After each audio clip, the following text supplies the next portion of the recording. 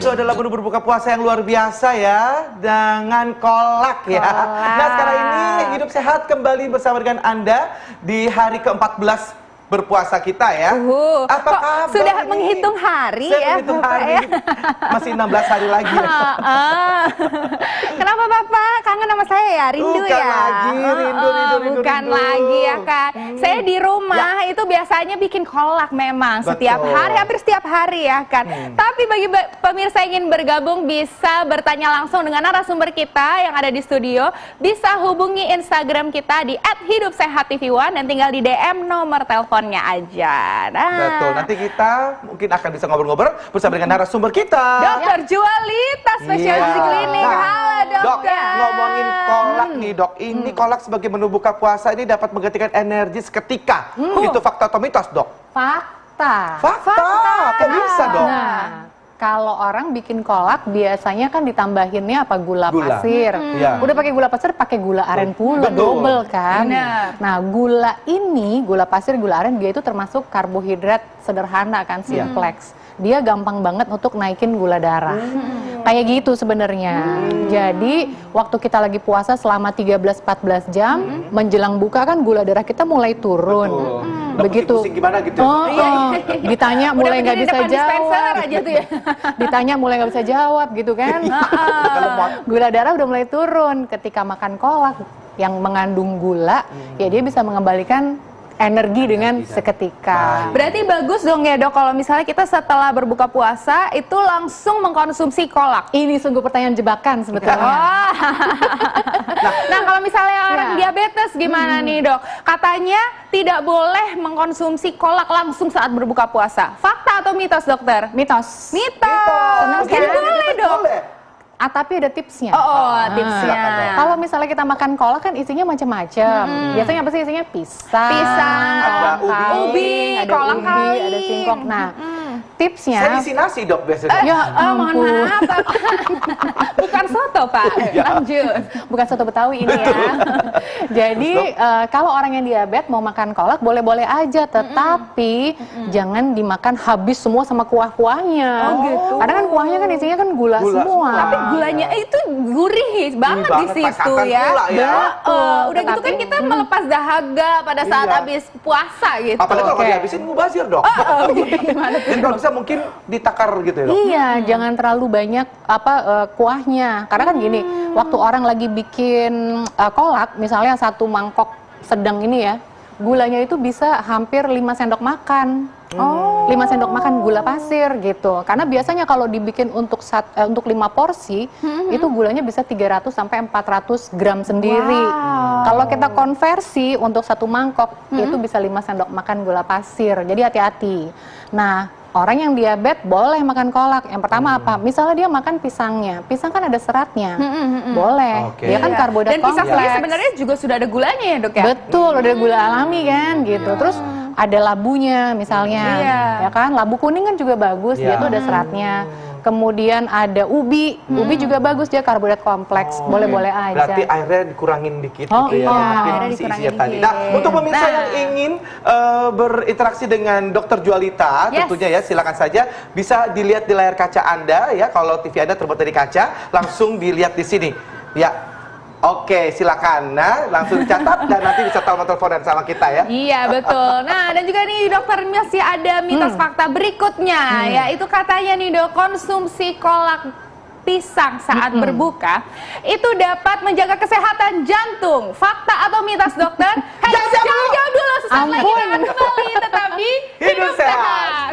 Kembali lagi di Hidup Sehat pemirsa. Nah itu tadi adalah asal-usul gula ya. Luar biasa ya, dulu menjadi barang langka, sekarang ada di mana-mana ya kan. Tapi sekarang nih kalau misalnya ke supermarket, kita harus jatahin satu gitu customer satu gula. Oh iya benar kan harus berbagi sama yang lain ya kan. Betul. Nah masih ada nih tadi mitos fakta yang belum dijawab nih sama Dokter Jualita. Konsumsi kolak pisang saat berbuka puasa itu baik untuk kesehatan jantung. Mitos atau fakta dokter? Mitos.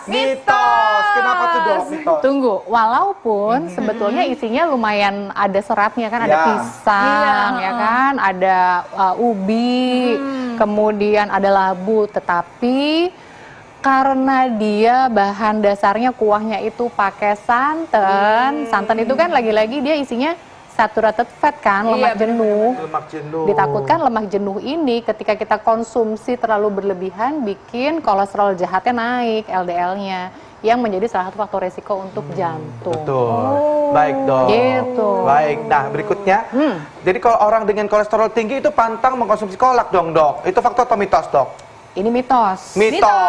Triknya Bukan kayak tadi pantang lagi, ya? jangan Bukan pantang pantang dong, ya? kasihan. Iya. Pokoknya triknya kayak tadi. Kuahnya jangan banyak-banyak, jangan diseruput semuanya sampai habis. Kuahnya Itu ini dia. ya dok ya. Jadi Sebenarnya berapa jadi berapa banyak? banyak? Berapa banyak sih dok? Bolehnya, misalnya. Biasanya kita ngambil kayak gini nih dok. Nah, Ini ya, bukan ini ya. Ya pengennya sih sebenarnya ini ya. Emang apa bedanya ini sekarang? Iya. Loh, Kan yang satu porsinya besar Oh, gede iya, iya, banget, iya, iya, iya. ya kan? Porsinya. Ini boleh nih dok, biasanya Misalnya kan segini. kita misalnya dapetnya segini, ya kan? Terus isinya kita minta bikinnya macam-macam deh, ada pada pisangnya, ada Ya. kolang-kalingnya, ada ubinya, sehingga masih ada seratnya lah paling enggak Iya gitu. betul. Isian tadi kita boleh makan habis. Ya. Nah, kuahnya jangan diseruput jangan habis. seruput habis, Itu cukup gula hanya semua. untuk sebagai perasa aja. Saja, oh gitu. Jadi kayak cuman pada saat diambil satu sendok begitu ya mungkin dok ya. Mohon Ikut izin. kuahnya, nah, itu nggak apa-apa. Nih kayak gini misalnya gitu ya. Kuahnya dikit aja. Stop, jangan sampai mulut. Segini gitu ya dok. Tahan. Iya, itu nggak apa-apa, Ya dimakan. Allah. Tapi udah. Begitu Segitu. isinya Belum habis, berbuka ya. jangan diseruput semuanya. Ya, Udah baik, Dok. cukup gitu aja. Yang penting kan masih bisa menikmati. Yang penting masih bisa itu dia, menikmati. gitu. Oke. Nah, Ya. dokter, mitos fakta selanjutnya nih dokter. Berbuka puasa dengan kolak dapat mengatasi sakit kepala saat menjalani buka puasa. Mitos atau fakta dokter? Fakta. Wow. Oh, bener sih. Aku minum ini langsung pusing hilang. Nah, gitu ya? karena yang pertama, Ya. tadi mau menjelang buka puasa itu gula darah lagi turun. Ya. Kadang-kadang keluhan kita pusing, sakit kepala gitu kan. Begitu dikasih gula, naik Langsung. kadar gulanya, terus kita rasa enakan. Belum lagi gula itu kan memang memberikan rasa nyaman, enak Betul, gitu loh. Betul. Iya, benar-benar. Jadi ada apa namanya kayak endorfinnya gitu ya dok ya. asal pinter berlebih. gue ya. Ih, pinter Luar banget. biasa, Ada endorfin loh. Bapak. Lulus hidup sehat. Oke deh, biar pinter juga kayak Indra Bekti bisa ngobrol-ngobrol sama kita Ya, di betul. sini. Silakan. Yaitu dengan menggunakan telepon kita langsung ya via telepon interaktif di 5270717. Kita tunggu ya. Baik dok, berikutnya nih dok. Ini katanya gula Jawa pada kolak itu mengandung antioksidan dan asam amino yang dibutuhkan oleh pertumbuhan dan perbaikan sel. Gitu dok. Luar biasa. Fakta atau mitos tuh dok? Mitos. Oh, mitos. Mungkin antioksidannya memang ada, tetapi ketika kita pengen mencapai efek antioksidan yang optimal, saat itu kita udah kelebihan gula. Ya kan, karena kan betul. harusnya kan kita makan gula kan cuma sedikit aja dong. Nah, kalau makannya cuma sedikit ya antioksidan tidak akan berefek. Iya. Jadi antioksidan didapatkan dari sumber lain aja. Oh, bukan dari sini ya. Buah-buahan, Iya dong. warna-warni yang segar-segar ya. Biasa Bu, kita cari pembenaran gitu kan. gitu ya. Dan aku suka banget kolak. Biar tetap konsumsi ya Semangkok Pak ya. gede gitu. Semangkok gede luar biasa. Masih ada sisa, besokannya dipanasin lagi gitu ya. Betul. Oke, selanjutnya nih dokter, Ya. masih ada mitos fakta. Kolang-kaling yang sering dicampurkan dalam kolak mampu mencegah radang sendi dan osteoporosis. Fakta atau mitos dokter? Mitos. Mitos. Ini udah sering dibahas nih, Ya, ya kan? betul, Dok. Ya. Kalau kolang-kaling katanya bisa Ya. mengobati radang sendi. Ini sih Uh-uh. mitos. Nggak tahu deh. Oh. Mungkin karena bentuknya kayak apa? apa ya? Cairan sendi. Cairan sendi. Bener-bener.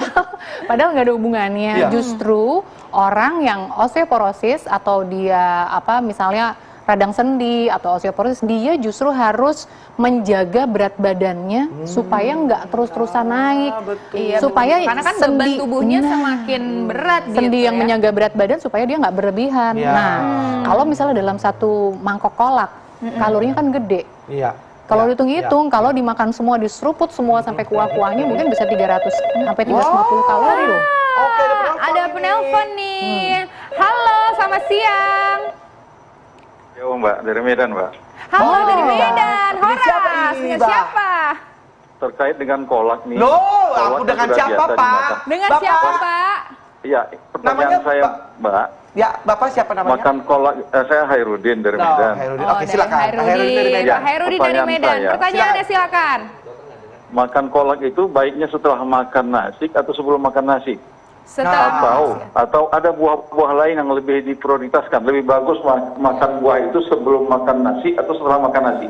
Oke, jadi ada dua ini Ada dua pertanyaannya. pertanyaan. Ada buah sama Iya, kolak pertanyaan. begitu ya. Baik. Ya. Terima kasih Pak Hairun dari Terima Medan. kasih, Nanti ya. kita jawab. Terima kasih. Terima kasih. Assalamualaikum. Oke. Salam.